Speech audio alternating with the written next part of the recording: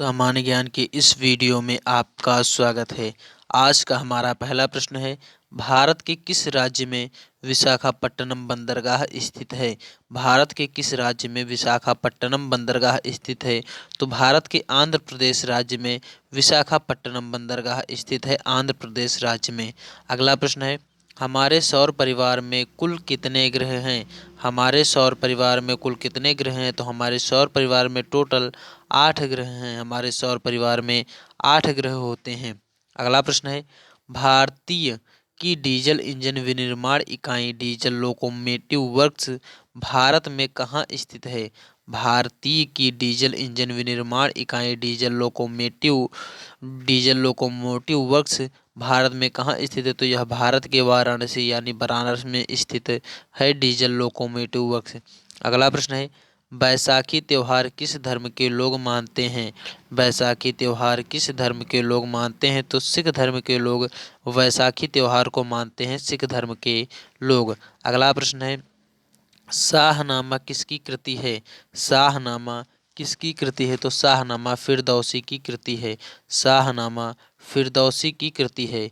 अगला प्रश्न है, मणिपुर की राजधानी है? तो मणिपुर की राजधानी इम्फाल है। मणिपुर की राजधानी मणिपुर की राजधानी इम्फाल है। अगला प्रश्न है हमारा, गोवा को पुर्तगालियों से कब आज़ाद करवाया गया?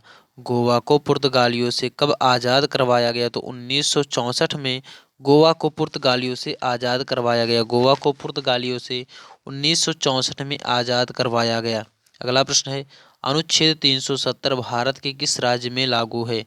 अनुच्छेद 370 भारत के किस राज्य में लागू है? तो यह भारत के जम्मू और कश्मीर में आर्टिकल 317 यानी आर्टिकल 370 भारत के जम्मू कश्मीर राज्य में लागू है।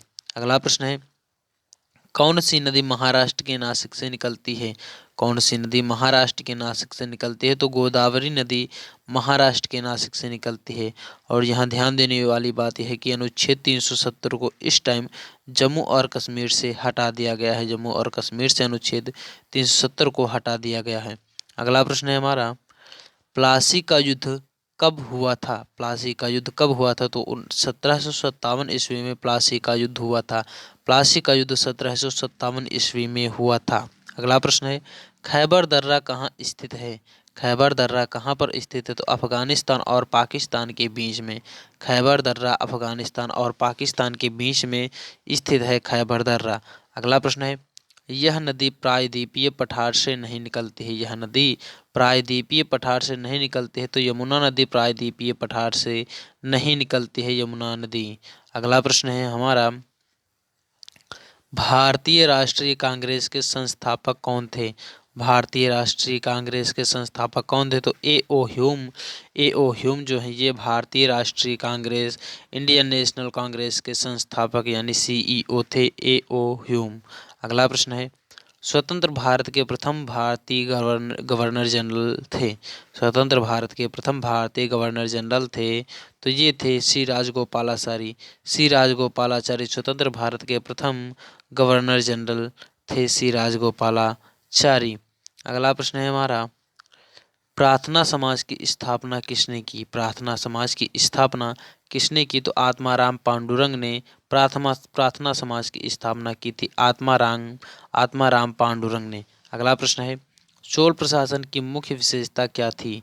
चोल प्रशासन की मुख्य विशेषता क्या थी? तो ग्रामीण स्वायत्तता थी। चोल प्रशासन की मुख्य विशेषता ग्रामीण स्वायत्तता थी। अगला प्रश्न है, रेशम के कीड़े का भोज्य पदार्थ क्या है?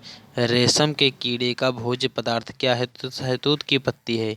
रेशम के कीड़े का जो भोज्य पदार्थ है वह है शहतूत की पत्ती। अगला प्रश्न है, किस शासक ने ग्रांड ट्रंक रोड का निर्माण कराया था? किस शासक ने ग्रांड ट्रंक रोड का निर्माण कराया था? तो शेरशाह सूरी ने ग्रांड ट्रंक रोड का निर्माण कराया था, शेरशाह सूरी ने।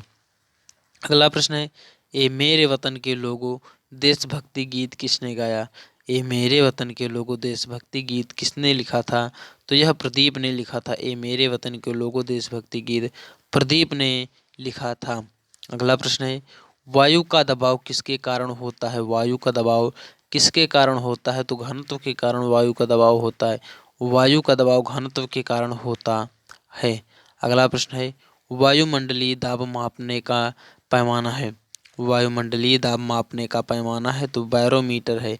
बैरोमीटर से वायुमंडलीय दाब मापा जाता है बैरोमीटर से। अगला प्रश्न है यह एक ऐसा शहर है जो गंगा तट के किनारे पर बसा हो। यह एक ऐसा शहर है जो गंगा के तट के किनारे पर बसा है तो कन्नौज और कानपुर यह गंगा तट के किनारे पर बसे हैं, जिसमें इलाहाबाद भी आता है, जो कि इलाहाबाद भी गंगा नदी के तट पर ही स्थित है। आई होप दोस्तों यह सभी प्रश्न आपको पसंद आए होंगे और यह वीडियो आपको पसंद आया होगा। अगर यह वीडियो आपको पसंद आया है तो लाइक कीजिए। अगर आपने अभी तक हमारे channel GK with Prince YouTube channel को सब्सक्राइब नहीं किया है तो सब्सक्राइब कर लीजिए और बेल आइकन को प्रेस कीजिए, जिससे हमारी वीडियो की सभी नोटिफिकेशंस आपको सबसे पहले मिलते रहें। धन्यवाद दोस्तों, मिलते हैं नेक्स्ट वीडियो में, तब तक के लिए जय हिंद जय भारत।